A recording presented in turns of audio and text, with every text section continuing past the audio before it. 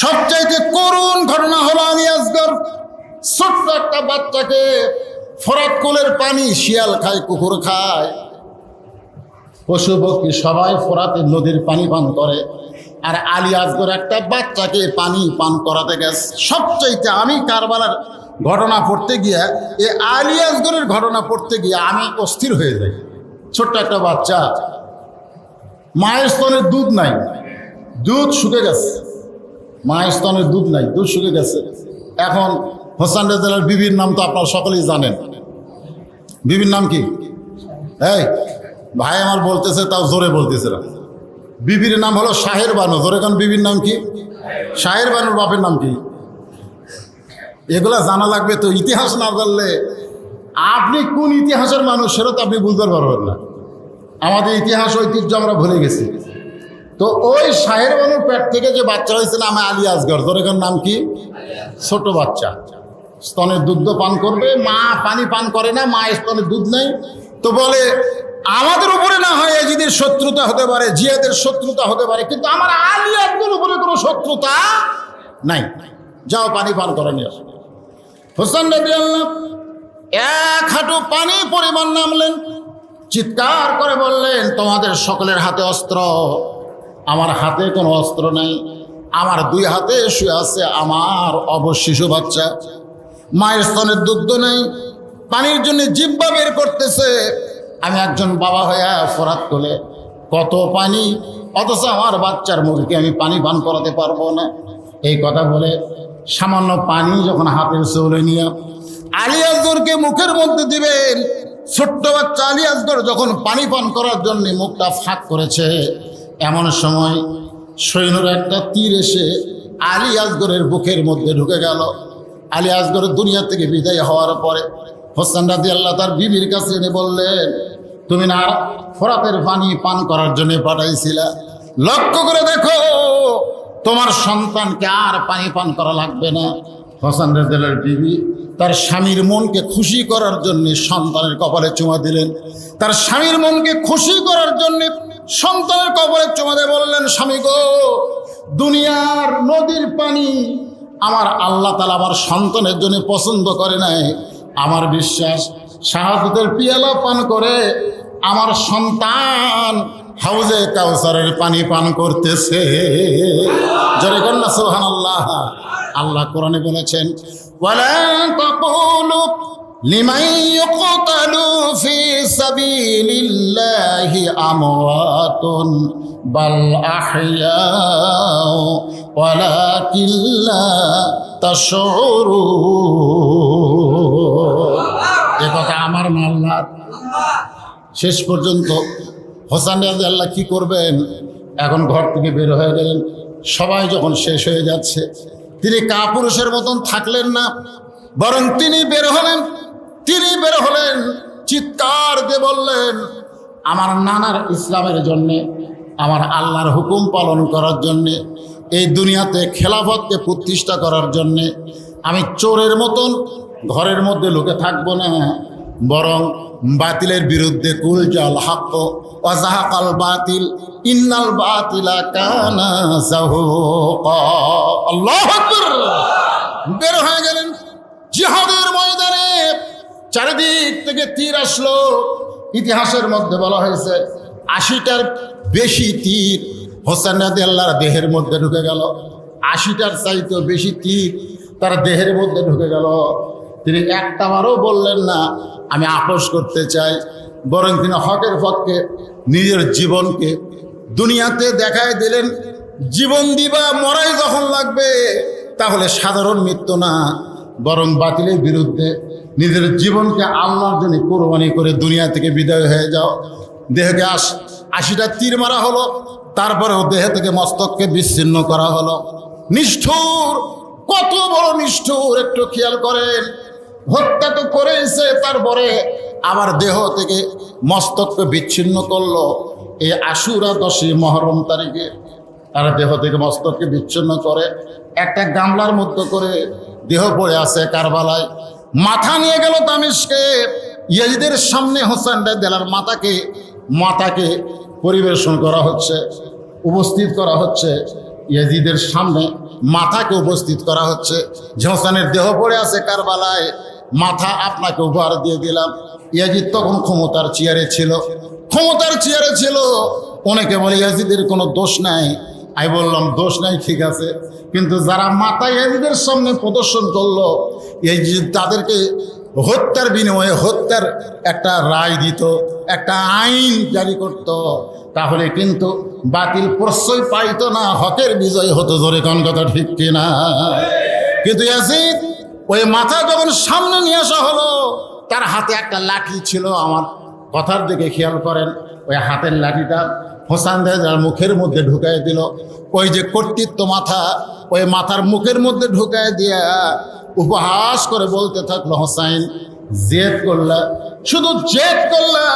তুমি জানো জনগণ তোমার সঙ্গে নাই, তুমি জানো তুমি পারবে না, তুমি শেষ হয়ে যাবে, এরপরেও তুমি জেদ করলা।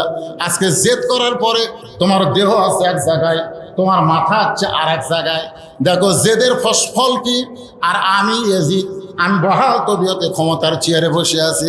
হোসেন তুমি শেষ, তোমার জীবন শেষ, তোমার দিন শেষ, তোমাদের সব কিছু শেষ। এখন ইয়াজিদের রাজত্ব চলবে। ইয়াজিদ যখন এমন হুঙ্কার মারতেছে, এইদের সামনে যত মানুষ বসে আছে, একটা মানুষও এইদের কথায় কোনো লোকমা দিচ্ছে না। ইয়াজিদ হোসেনের মুখের মধ্যে লাঠি ঢুকায় এমন অহংকারমূলক কথা বলতেছে, এরপরেও একজন মুসলমান লোকমা দেয় না। জোরে গণ কি দেয় না? নামাজ 4 রাকাত 3 রাকাত হয়, কোনো মুসল্লি লোকমা দেয় না।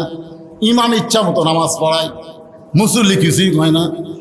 ইমাম রানীহাটে তাড়াতাড়ি যাওয়া লাগবে, আসলে 4 রাকাত নামাজ 2 রাকাত পড়াছে, 2 রাকাতে সালাম মারছে, মুসল্লিও সালাম খাই ফিরাই, লোকমা দেয় না। আপনারা বলেন তো নামাজের রাকাত বাড়বি না কমবি? কথা কয় না। আর যদি লোকমা দিত,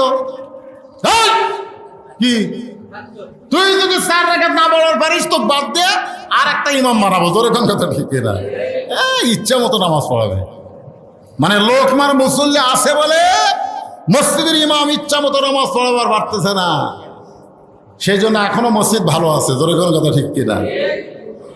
লোকমা দেওয়ার কেউ নেই, সবাই মাথা নিচু করে বসে আছে, কারণ জানে ইয়াজিদের সামনে লোকমা দিলে ইয়াজিদ তাকে কি করে দিবে। মুসলিম বিন আকিলকে হত্যা করেছে, নোমান বিন বশিরকে, নবীর সাহাবীকে ক্ষমতার চেয়ার থেকে নামায় দিয়া তার একটা মুনাফিক মার্কা মানুষ জিয়াদকে ক্ষমতায় বসায় দিছে। ইয়াজিদ যা ইচ্ছা তাই করবে, তার সামনে মাথা তুলে কোনো কথা বলা যাবে? আজকে আমাদের অবস্থা কি? আমরা মাথা তুলি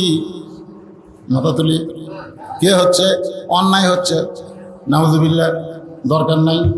মারামারি হচ্ছে, সুবহানাল্লাহ, সাইড দিয়ে যাই। জল যখন তো একটা মানুষকে পিটা মারতেছে, হাজার মানুষ খাড়া হয়ে তাকে দেখতেছে। এরকম ভিডিও আমরা পাই না মাঝে মধ্যে? দরকার পাই কি পাই না?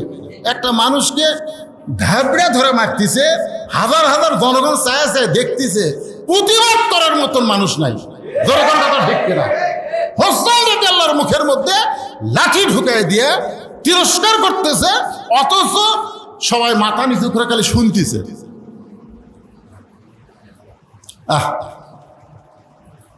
আশুরা 10ই মুহররম, এমন সময় লাঠিতে ভর দিয়ে ঠিক মতো দাঁড়াবার পারে না, তারপরেও লাঠিতে ভর দিয়া একজন সাহাবী দাঁড়ায়া গেলে।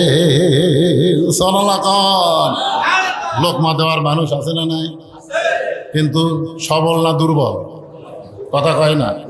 আপনাদের মসজিদে চেয়ারে বসে যায় নামাজ পড়ে, বা মোড়ার উপর বসে একজন নামাজ পড়লো, আপনারা বলেন সবল না দুর্বল? আপনারা দুর্বল মানুষ বসে থাকবে, কিন্তু ওই সাহাবী দুর্বল হওয়ার পরেও লাঠিতে ভর দিয়া দাঁড়ায় গেলেন। আমি বললাম মসজিদ বসার জায়গা না, মসজিদ হলো দাঁড়ানোর জায়গা। কুমু লিল্লাহি কানিতিন, আল্লাহ বলেছে নামাজ যদি শুরু করবার চাও, আমি আল্লাহর যদি আনুগত্য করতে চাও, তাহলে দাঁড়ায়া তোমাকে শুরু করা লাগবে। সোনাল বলেন, বসা যাবে না।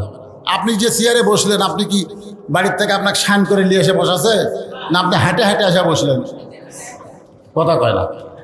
যে ভাইটা আমার মোড়ার উপর বসতে নামাজ পড়লেন, ওনার কি ওনার ছেলেরা শান করে এসে বসে থসে, না উনি হাঁটে হাঁটে এসে বসলেন? তারা হাঁটে হাঁটে যে লোকটা এসে বসে, ওর নামাজ কোনোদিনই হবে না।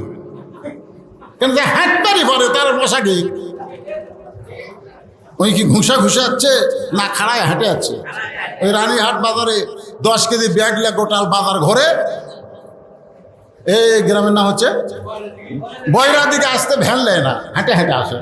কিন্তু মসজিদের মধ্যে ঢুকে ওর চাইতে দুর্বল কেউ নাই।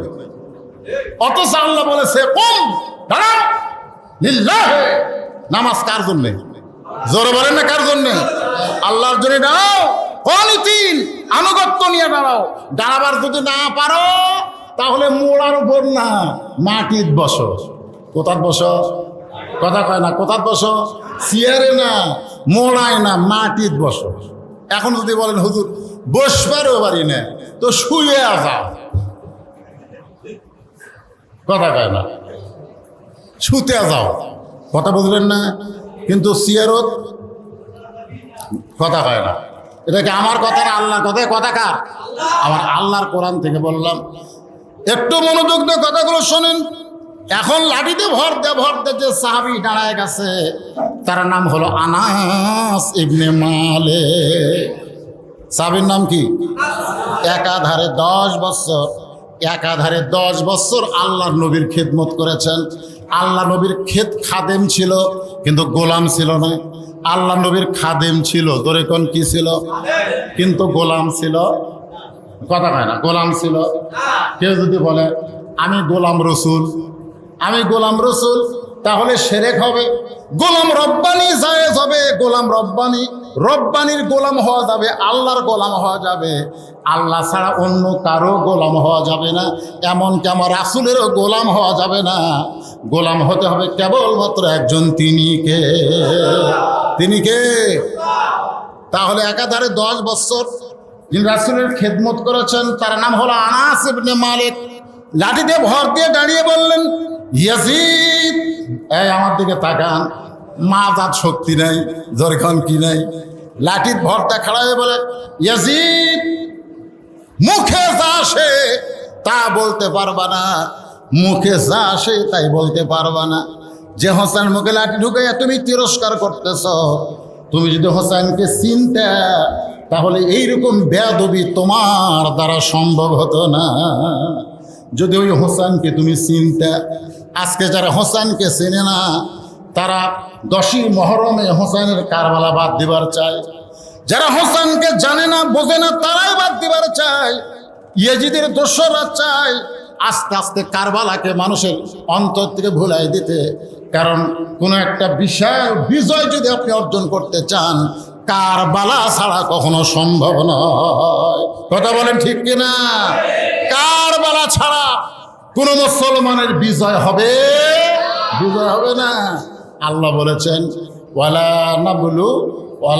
নাবলুওয়ান্নাকুম বিশাইয়্যিম মিনাল খাউফি ওয়াল জুই ওয়া নাকসিম মিনাল আমওয়ালি ওয়াল আনফুসি ওয়াস সামারাতি ওয়াবাশশিরিস সাবিরিন। আমি একদিন ঘরের মধ্যে ছিলাম, আনাস বলতেছে, ঘরের মধ্যে দাঁড়িয়ে আছি রাসূল নামাজের সিজদায়। আনাস রাদিয়াল্লাহু বলতেছে, আমি নবীর ঘরের মধ্যে দাঁড়িয়ে আছি আর আল্লাহর নবী নামাজের সিজদায়।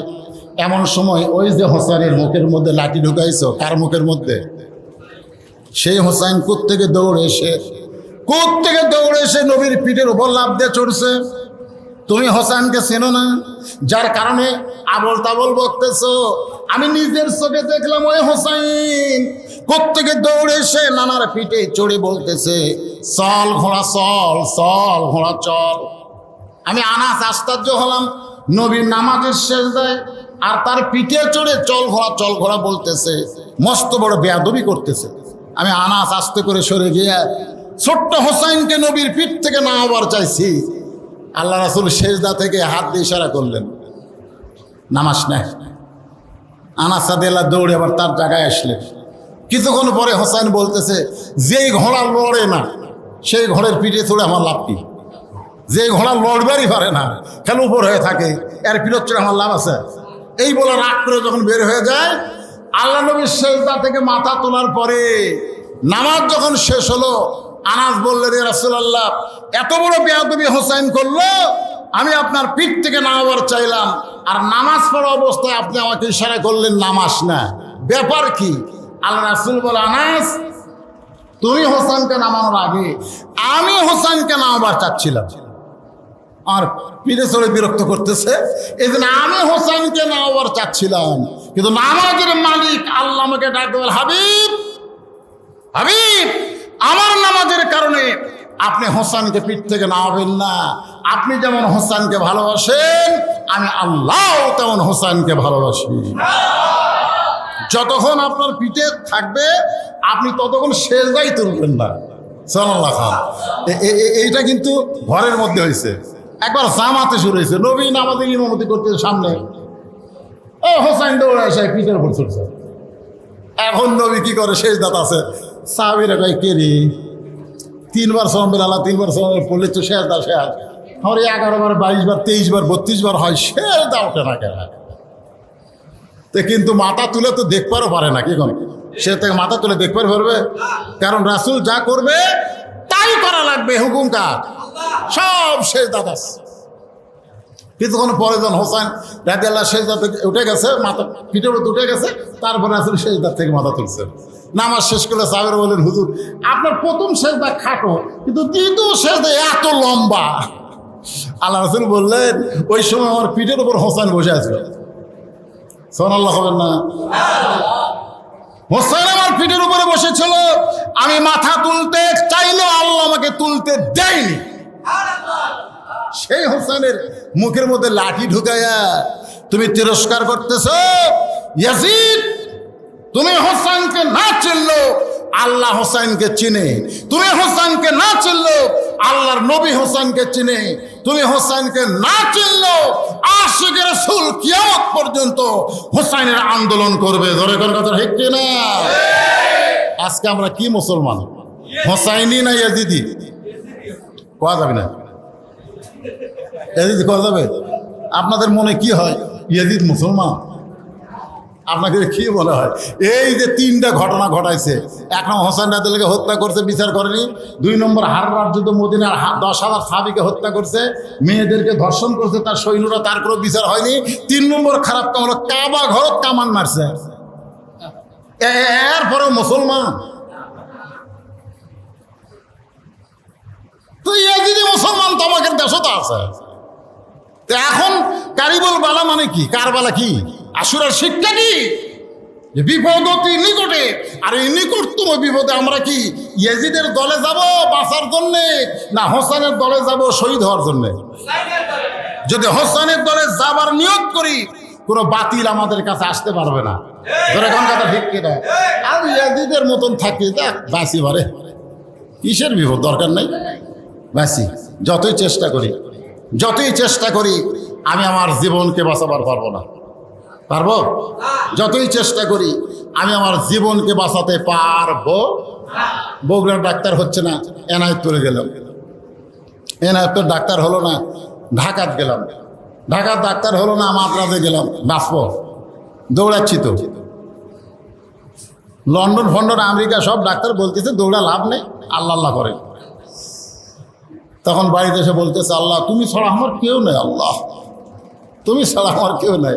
আল্লাহ কয় তো দৌড়েন শেষ। আজকে আমাদের অবস্থা হবে তাই। আমরা সারা জীবন এজিদি মুসলমান হয়ে শয়তানের পথে দৌড়ে দৌড়ে শেষে দেখো, আল্লাহ তুমি ছাড়া আমাকে কেউ নেই। এই কথা নিয়ে, এই কথা বলে মুসলমান হয়ে মরতে পারবো? খুব খেয়াল করেন। আনাস রাদিয়াল্লাহু বললেন, ইয়াজিদ, তুমি হোসেনকে চিনো না? যদি চিনতে পারতা তাহলে এরকম বেসাইদা কথা বলতা না। আমি হোসেনকে চিনি, আমি হোসেনকে চিনি। ধরে কোন সুবহানাল্লাহ। যিনি রাসূলের একাধারে 10 বছর খাদেম ছিলেন, রাসূলের খেদমত করেছেন। আলোচনা চলতেছে, সাহাবীর আলোচনা শুনতেছে, হোসেনকে নিয়ে একটু আপনাদের বোঝানোর জন্য বলতেছে, একটু মনোযোগ দিবেন। সাহাবীর আলোচনা শুনতেছে, রাসূল ওয়াজ করতেছে। এমন সময় পিছন দিক থেকে হোসেন লোকমা দিছে, নানার ওয়াজের লোকমা। নানা না না, সারাদিন শুধু সাহাবীদের নিয়ে ওয়াজ করবেন, তাহলে আমার সঙ্গে সময় কখন দিবেন? সারাদিন খালি সাহাবীদের ওয়াজ করেন, তাহলে আমার খবর কি? 1 নম্বর সাহাবী আবু বকর বললেন, হুযায়ফা পাশেই বসেছিল, হোসাইনকে আটকে দে। ও যদি নবীর কাছে আসে তাহলে নানা নাতি, আর নবী থাকবে না। সুবহানাল্লাহ। এতক্ষণ আমাদের নবী, আমরা সাহাবী, কিন্তু ওইটা যদি নবীর কাছে আসে তাহলে নবীও নাই, নানা নাতি। ধরে কোন কি নাতি? তো নানা নাতি হওয়ার আগে ওকে আটকা। তো হুযায়ফাতুল ইয়ামিন দৌড়ে গিয়ে হোসাইনকে আটকায় দিছে। এখন তুমি নানার কাছে যাও না বাবা, তোমার নানা এত দামি ওয়াজ করতেছে, সাহাবীরা পাগল হয়ে শুনতেছে। হুযায়ফাতুল ইয়ামিনের বুকত চড়ে বলতেছে, তোমরা আমার নানাকে চিনো আর আমাকে চিনো না, যার কারণে আমাকে নানার কাছে যাবার দিচ্ছ না। দেখেন হোসেন কি বলতেছে, আমার নানাকে চিনো দেখে ওয়াজ শুনতেছো, আর আমাকে চিনো না দেখে যাবার দিচ্ছ না। আজকে শুনে নাও, ওই বক্তা নানার চাইতে আমি হোসেন কোন অংশে ছোট না, যে কাছে কোন অংশে ছোট না। হযরত আলী নবীর কাছে বসে আছিল, আনা মাদিনাতুল ইলমে ও আলিও বাবুহা। দৌড়ে গে হুযায়ফার কোলতে কাড়ালিয়ে মুকুট মারছে ঠাসি করে, কোন মুখ দিয়ে কি কইছ রে? হযরত আলীর কাছে হোসেন বড় না রাসূল বড়? এই আপনাদের কাছে কি মনে হয়, ছেলে বড় না নবী বড়? আল্লাহ রাসূল বলেছেন, লা ইউমিনু আহাদুকুম হাত্তা কুনা হাব্বা ইলাইহি বিন নাফসিহি। তুমি ততক্ষণ পর্যন্ত প্রকৃত মুমিন হতে পারবা না যতক্ষণ পর্যন্ত তোমার জীবনের চাইতে আমি নবীকে বেশি ভালো না বাসবে। জোরে কোন সুবহানাল্লাহ।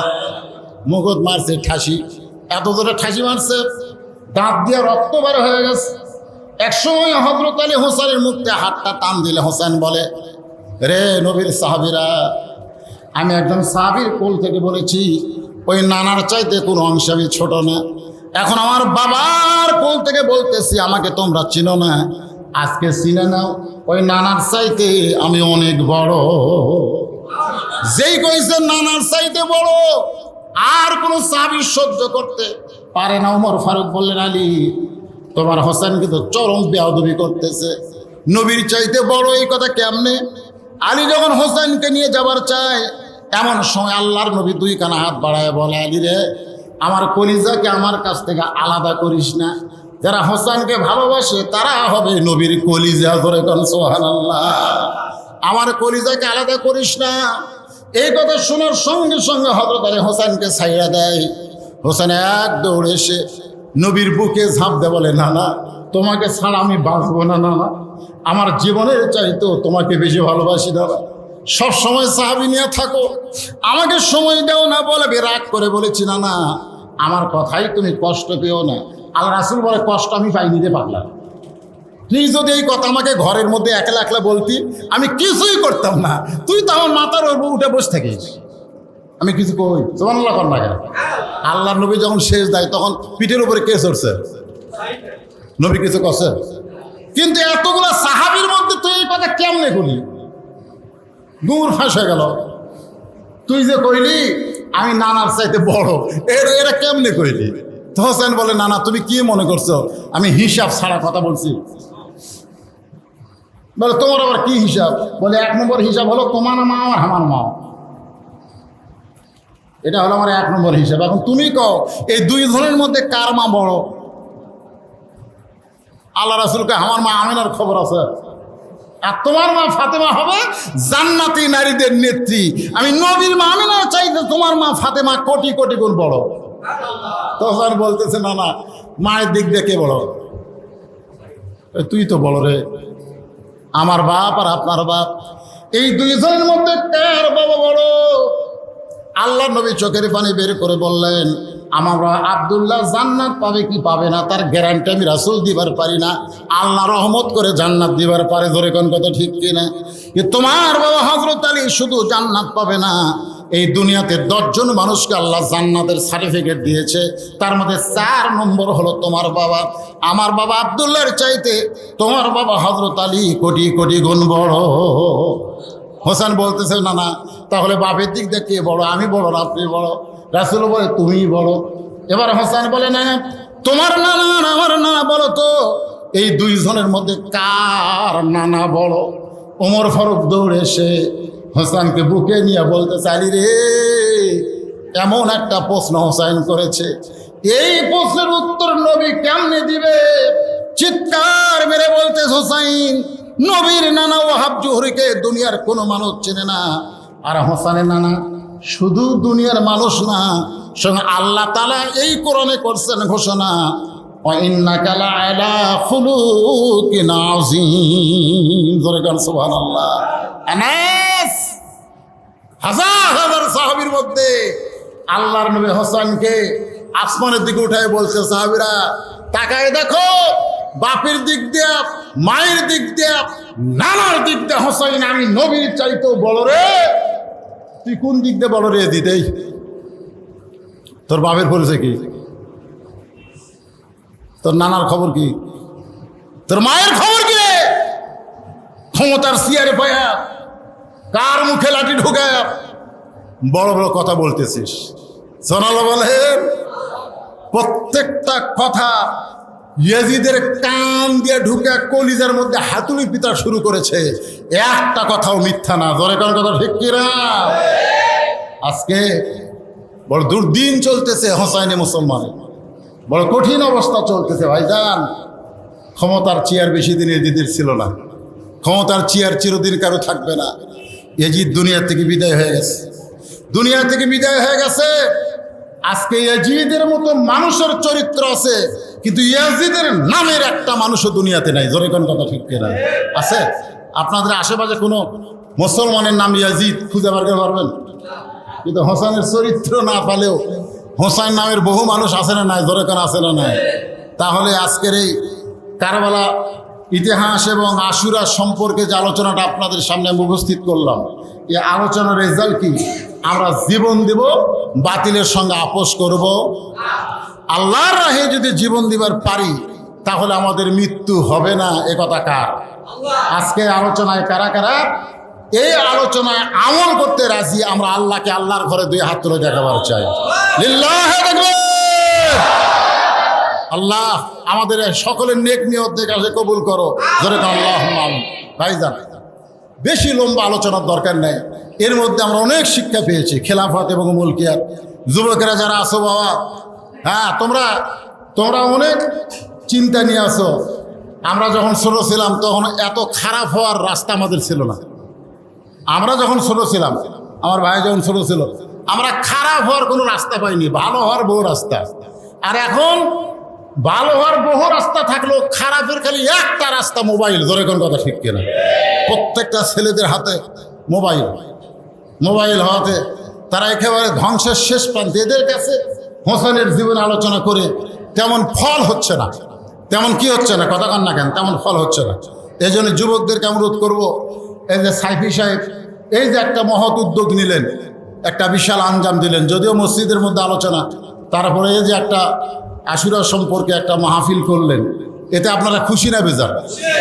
আমাকে বলেছে ভাই, জনগণ অত্যন্ত মহব্বতে আজকের আলোচনা আসবে। কঠিন গরমের মধ্যেও যারা এসেছেন অবশ্যই মহব্বতে এসেছেন। আপনি একটু মোনাজাত রাখবে, তাদের সবাইকে বলবেন এই মাহফিলের অনেক টাকা খরচ, এই যে পোলাটোলা অনেক কিছু, এ খরচ বাবদ যদি কেউ নগদ কিছু সহযোগিতা করে, বাকিটা কিনা নগদ, তাই না? হ্যাঁ, নগদ কিছু যদি সহযোগিতা করে, এ কোরআনকে সহযোগিতা করা হবে, হোসেনের আলোচনা হোসেনকে সহযোগিতা করা হবে। হোসেনি মুসলমান বলে যে দাবি করি, 150, 500 যে যা পারি একটা আল্লাহর রাস্তায় আমরা সহযোগিতা করি। এই মাহফিলের জন্য একটু সহযোগিতা সবাই করি। কি রাজি আছেন? রাজি নাই? তাহলে দেন, যাই যা পারেন একটু আল্লাহর রাস্তায়। একটু বাইরে লোক আছে নাকি? রুমাল বাইরে লোক তো এখানে আসা সমস্যা, যান একটু আপনাদের কেউ যদি থাকে একটু দাঁড়ান। এই ছেলেরা কেউ আছে নাকি? দাঁড়ান। আমার ভাই আজকের মাহফিলের যিনি সভাপতি, তিনি 3,000 টাকা একে নগদে আমার আজকের ভাই সহযোগিতা করলেন।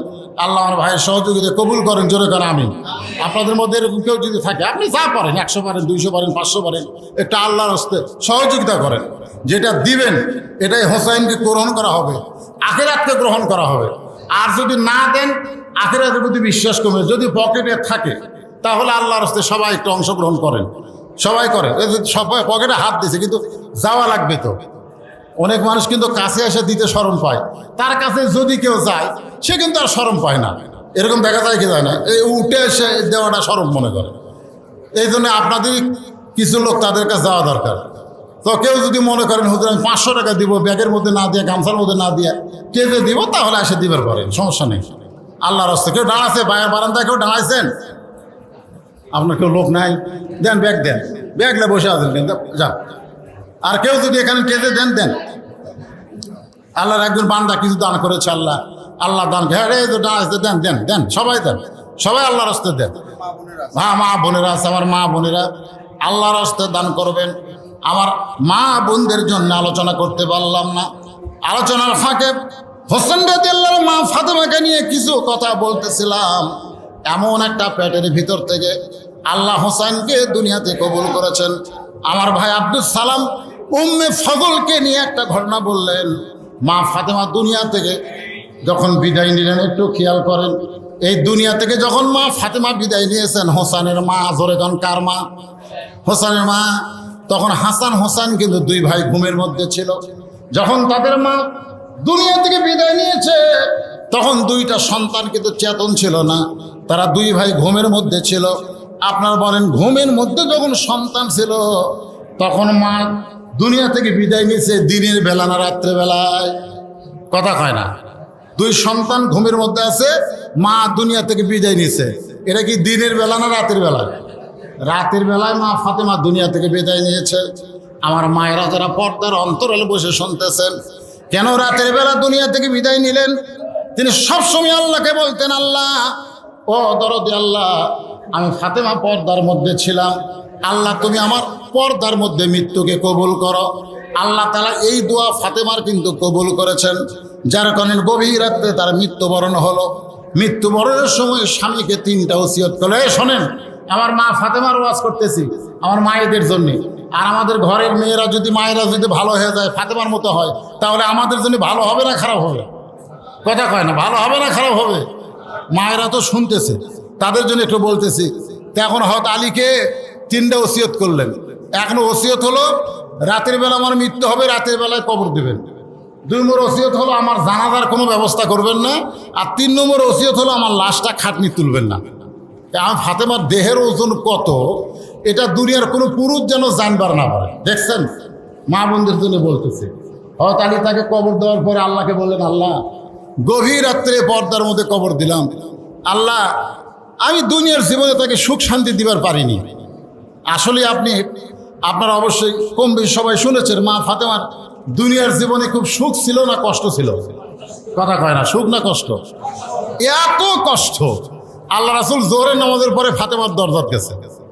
দেখেন কি জীবন, মাদের জন্য বলতেছে।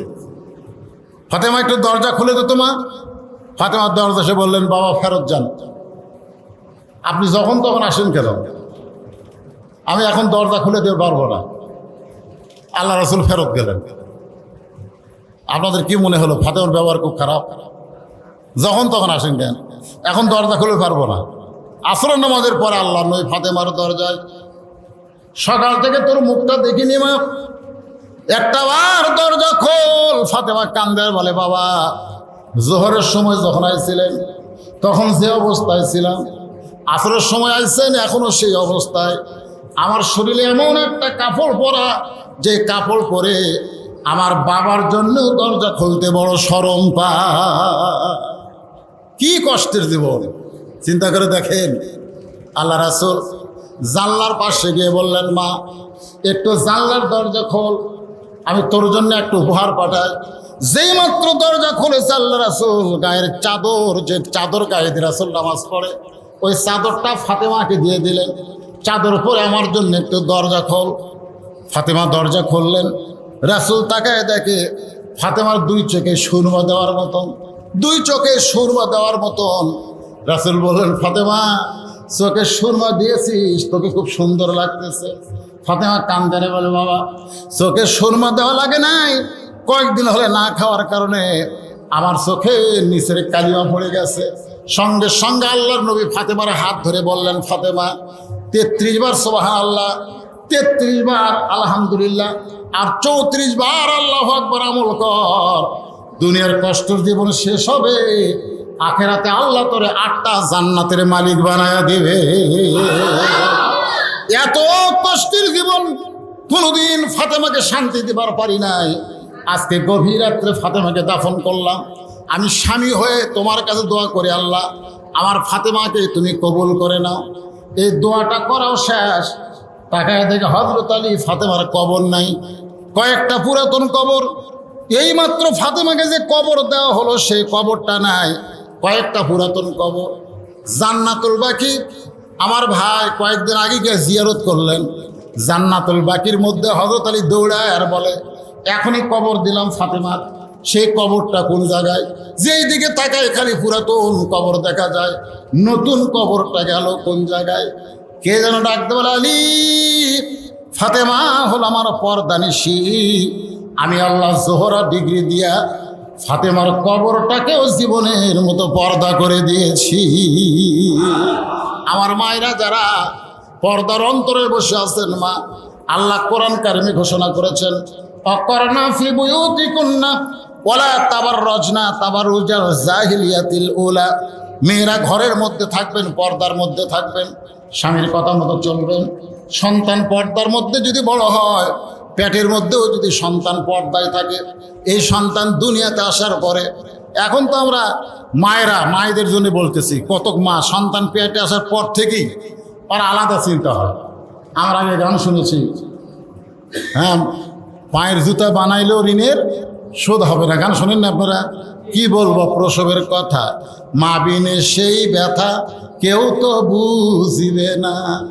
একটা ভ্যানওয়ালার বইয়ের বাচ্চা হবে, আমার কাছে কয়, হুজুর হঠাৎ পেটের ব্যথা উঠছে, সিজার করাবো, টাকা নেই, টাকা খরচ দেন।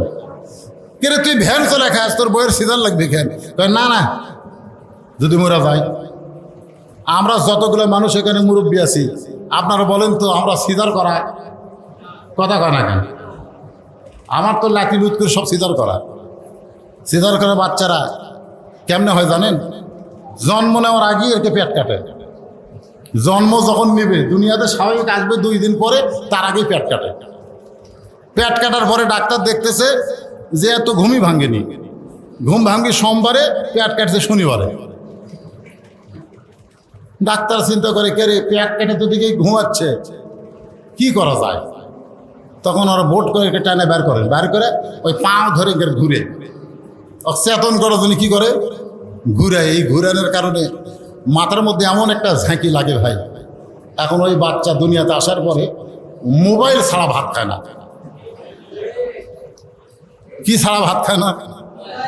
দোয়া চাই, হুজুর দোয়া করেন, খালি কান্দে। হুজুর দোয়া করে না, কান্দন থামে না, পানি ভরা দেয়, কান্দন থামে না। 1 মাস পরে বলা হচ্ছে মা কান্দে, আর কান্দে না। হুজুর তো কোন দোয়ায় কান্দন থামছে? ওর বাবা একটা মোবাইল কিনে দিছে, যখনই কান্দে তখনই চালু করে দিই। যে সন্তানগুলো ভাত খায় মোবাইল দেখে, কান্দন থামে মোবাইল দিয়ে, এই জেনারেশন ভবিষ্যৎ কি হবে চিন্তা করতেছে। সব এজিদের যোগ দিবি এখন ঠিক কেনা। এই জন্য যুবকদের বলতেছি, বাবা যুবক, নষ্ট হওয়ার বহু রাস্তা, তার মধ্যে 1 নম্বর রাস্তা হলো এই মোবাইল। দরজা জানলা বন্ধ করে শীতকালে কম্বলের তলে মোবাইল চালু রাখে। বাপা শুনবার না পারলে হেডফোন কানের মধ্যে দিয়ে ওই একলা শোনে, আর কয় কেউ দেখতেছে না, কেউ বুঝতে পারতেছে না। 2 কান্দের 2 ফেরেশতাকে আল্লাহ, এই শয়তানের কান্দ তো আমরা থাকতে চাই না। এই কম্বলের মধ্যে যে অন্যায় শুরু করছে, আমরা আর কান্দ থাকতে শরম লাগতেছে। আর চিন্তা হচ্ছে কেউ দেখতেছে না, দরজা জানলা বন্ধ, কিন্তু আমরা 2 ফেরেশতা কি করবো? যুবক, কেউ না দেখলেও কে দেখতেছে? আর কথা কন না কেন? কে দেখতেছে? কেউ না লিখলেও কে লিখতেছে? আল্লাহ লিখতেছে। তুমি 10 বছরের ভোট দিলে, একলাই 5টা মারলে, সময়ের মধ্যে মারলে না সময়ের বাহিরে মারলে, জানলা দরজা বন্ধ করে মারলে, কেউ না দেখলেও কে দেখতেছে? কেউ না লিখলেও কে লিখতেছে? আমি যুবকদেরকে বলতেছি, তোমাদের সংশোধনের পথ এখন যদি আনতে চাও, তাহলে একটাই বিশ্বাস করতে হবে, কেউ না দেখলেও আল্লাহ দেখতেছে, কেউ না লিখলেও ফেরেশতারা লিখতেছে। জোরে কোন কথা লিখতে না, দুনিয়ার কেউ লাগবে না। কিরামান কাতিবিনা ইয়ালামুনা মা তাফআলুন। খালি যুবকদের বলতেছে, খালি একটা বিশ্বাস করে যে মধ্যে নাও, তোমার মোবাইল তোমাকে ভালো পথে আনতে পারে, তোমাকে ধ্বংস করে দিতে পারে। জোরে কোন ঠিক কিনা?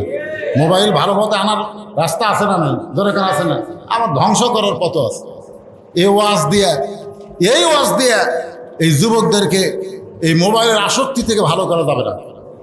10ই মুহররম, আহারে কারবালার প্রান্তরে বাতিলের সঙ্গে আপোষ করে নাই, হোসাইন রক্ত দিয়েছে নবীর আদর্শকে দুনিয়াকে টিকানোর জন্যে। আমরা যুবকের আজকে মুহররম মাসে ওয়াদা করি, যতদিন জীবিত আছে এই মোবাইলে খারাপ কোন দৃশ্য আমরা দেখব না, খারাপ কোনো গান আমরা শুনব না। এটাও ইয়াজিদের বিরুদ্ধে একটা যুদ্ধ হবে। জোরে কোন কথা ঠিক কিনা? কথা কান না কেন? যুবকদের বলতে নিয়ত করেন, আল্লাহর ঘরের মধ্যে হাতে মোবাইল আছে বলেই আমি ইচ্ছা মতো চালাবো না, আমার আল্লাহর আইন মতো চালাবো, আমার খারাপ কোনো জিনিস দেখবো না। এ নিয়ত করা যায়? এ নিয়ত করা যায়? এই যে মিডিয়া এরা কাছে যায়, এরা ভালো তো দেখতেছেন না, এরা গান বাজনা রেকর্ড করে না, খালি কোরআনের মাহফিলগুলো রেকর্ড করে। আজকে মিডিয়ার কল্যাণে আজকে যে বলতেছে না যে গোটা বাংলাদেশ, আমি রমজানের পরে ওমরা করতে গেছিলাম পরিবারের সবাইকে নিয়ে।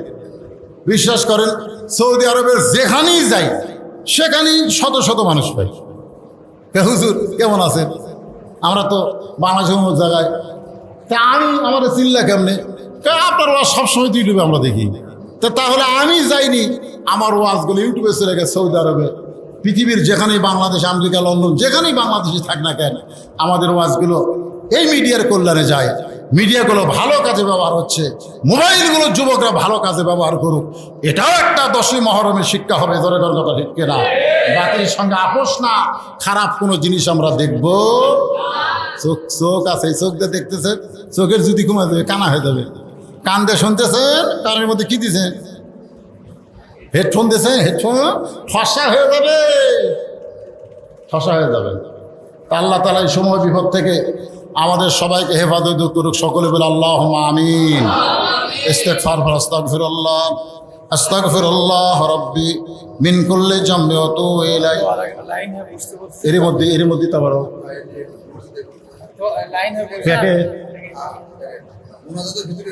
আচ্ছা আচ্ছা ঠিক আছে।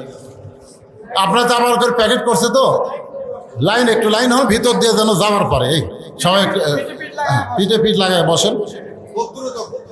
হ্যাঁ একটু বসেন ভাই, প্যাকেট অসুবিধা নাই, কারো গায়ে পড়বে না।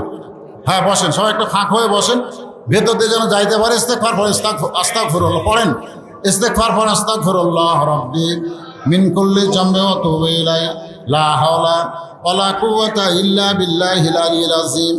আল্লাহুম্মা সাল্লি আলা মুহাম্মাদ ওয়ালা আলি মুহাম্মাদ কামা সাল্লাইতা আলা ইব্রাহিম ওয়া আলা আলি ইব্রাহিম ইন্নাকা হামিদুম মাজিদ।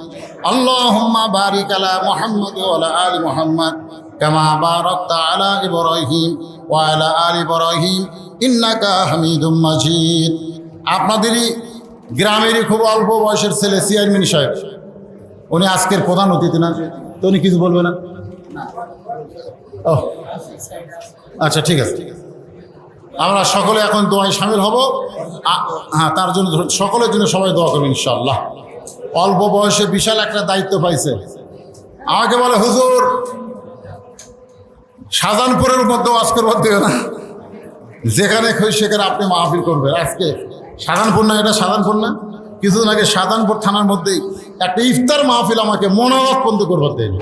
আজকে মাশাআল্লাহ আমি ঘন্টার পর ওয়াজ করলাম, 1 ঘন্টার বেশি হয়ে গেছে। হ্যাঁ প্রায় 1.5 ঘন্টার বেশি ওয়াজ করলাম। তো আল্লাহ তাআলা তো কিছু বলার তৌফিক দিলেন নাকি কম? তো চেয়ারম্যান এখানে অবদান আছে না নাই? আমরা সবাই তার জন্য প্রাণ খুলে দোয়া করব। অল্প বয়সে বিশাল একটা দায়িত্ব আল্লাহ দিয়েছে, এই দায়িত্ব যেন সুস্থতার সাথে সুন্দরভাবে পালন করার তৌফিক আল্লাহ দান করে। সকলে কোন আমিন। আল্লাহুম্মা সাল্লি আলা সাইয়্যিদিনা শাফিঈনা নাবিয়িনা মাওলানা মুহাম্মদ ওয়া আলা আলিহি ওয়া সাহবিহি ওয়া বারাকা সাল্লিম। মোনাজাতের পরে তবরক দেওয়া দরকার ছিল। হ্যাঁ কি ঝামেলা হবে মোনাজাতের মধ্যে? আচ্ছা ঠিক আছে, আমরা মোনাজাত ধরলাম, আর যারা দিচ্ছ তারা সামনে সামনে দিয়ে যায়, তোমরাও আমিন আমিন কই। আল্লাহুম্মা আমিন, আল্লাহুম্মা আনতাস সালাম ওয়া মিনকাস সালাম, তাবারাকতা ইয়া যাল জালালি ওয়াল ইকরাম।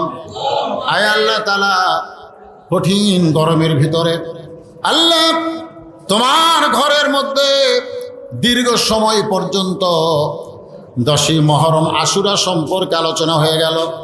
আল্লাহ মেহেরবানি করে আজকের এই মাহফিলকে আল্লাহ তুমি কবুল করে নাও। আল্লাহ, দিনের বেলা মাহফিল শুরু হয়েছে, এখন রাত 12টা বাজতেছে। এই যে দীর্ঘ সময় পর্যন্ত আজকের মাহফিল হলো, এই মাহফিলের ভিতরে কত আলোচনা হয়েছে, জিকির আজকার দোয়া দরুদ হয়েছে, কোরআন তেলাওয়াত হয়েছে। আল্লাহ, এর মধ্যে ত্রুটি হলে ভুল হলে মাফ করে দিও, যা হাদিয়া মঞ্জুর করো। সোনার মদিনায় রাসূলের রওজা মোবারকে কবুল করে নাও।